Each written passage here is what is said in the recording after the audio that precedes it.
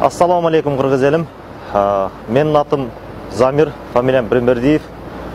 Кыргыз Республикасынын Өзгөн районунан болом. Менин кайрылуумдун себеби төмөндөгүчө.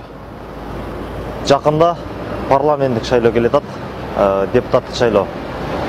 Ушул депутаттык шайлоодо дагы шайлоонун өзүнүн оюндары жүрөт, сөзсүз түрдө. Бул калыптанган нерсе.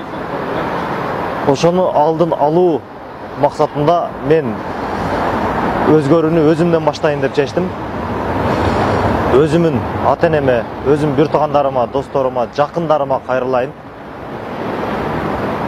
Болбогон 1000 сом, 2000 сом үчүн же болбосо чайханага чакырып 2 алым аш жештин максатын көздөбөй, арам акчага алданбай, өз укугуңуздарды туура колдонуп, өзүңүздөр каалаган Кыргызстанга салымын кошкон инсандарга добушуңуздарды бериңиздер суранам.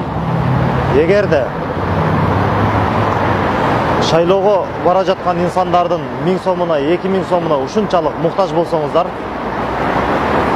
мен иштеп жатам, Кудайга шүгүр, мен иштеп жаткан, мен табып жаткан акча таза, халал, арам акча эмес, өз пешене терим менен таап атам.